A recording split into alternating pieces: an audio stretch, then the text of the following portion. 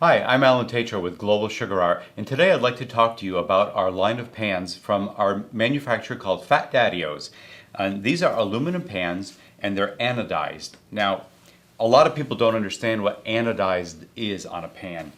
Basically, they take an aluminum pan, and these pans are made seamless. And they actually connect an electrical current through the whole pan. It takes several hours to do this, and it changes the molecular structure of the aluminum.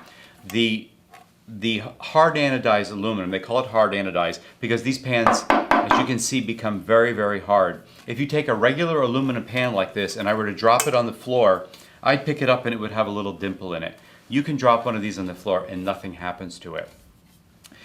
By changing the structural property of the aluminum through the electrical process of anodizing, it makes a very, very, very tight-grained metal.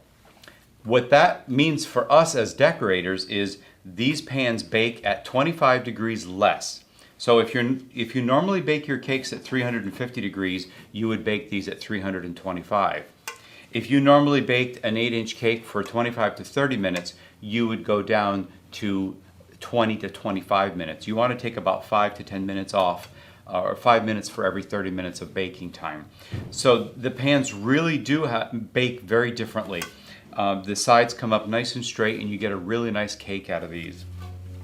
One of the questions that we get asked all the time, how much batter do I put in a cake pan? And you can see what I have in front of me. I have a comma, I have a cut corner rectangle, I have a hexagon, I have a heart, and there are many other shapes as well as these. So there's no simple chart that says I need this many cups for this one or this many for that one. If you want to figure it out yourself at home, it's super easy. For a 2-inch pan, you want to fill it 1/2 to maybe up to 2/3 full of batter, depending on the type of cake you're using. If you're using a pound cake that only rises a little bit, you want to go almost to that 2/3 level. If you're using a light sponge cake that really might rise a lot, depending on your recipe, go 1/2. On 3-inch pans, you almost always want to go 2/3 full.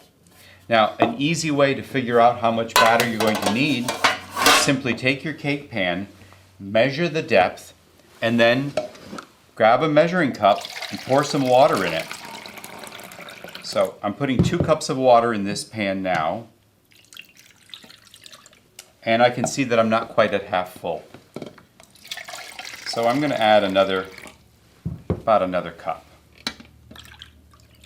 When I look at that, I realize that's how much batter I want. I'm just a little over half full. It's perfect. So I use 3 cups of batter. So it's an easy process to figure out how much cake batter you need for any cake size pan and any shape you're ever using. It's very simple. Just move this out of the way. And I want to show you, when you're baking a cake in these pans, and these are some that we just baked, I like using 2-inch pans. Everyone has their preference. Some people use 3-inch. We even carry 4-inch pans for some of our bakers. I like filling them just over 1/2, between 1/2 and 2/3, so that I get a full cake that comes right out of the pan.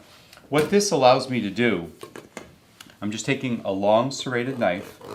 I'm going right across the top of the pan. I'm allowing the knife to rest right on the top of the pan, and I'm going right across. I'm going to remove that. Now, what you'll notice is I have a full layer with very little shoulders on it. When I put these 2 layers together to form a tier for a wedding cake, I'm not filling in with a lot of icing where those 2 layers meet. The more that you have to fill in because you have rounded shoulders on a cake, when you start stacking those cakes or they sit overnight, you're going to get that characteristic little bump that comes out of the side of the cake. And everybody dreads that on a wedding cake because you look at a wedding cake and all you see is this ring around the cake from the icing squishing out the sides. So to prevent that, bake a little higher cake and cut it clean. And if I take that out, that gives me a perfect 2-inch layer cake. When I put a little bit of buttercream on here and add my second layer and then do a crumb coat of buttercream and then cover it with fondant or another layer of buttercream, I'm getting a beautiful, perfect 4-inch cake that's perfectly flat every time. I never have to worry about leveling it because I've used the top of the cake as my guide, or excuse me, the top of the pan as my guide, and it gives me a beautiful, perfect 4-inch tier for a wedding cake or a tiered cake.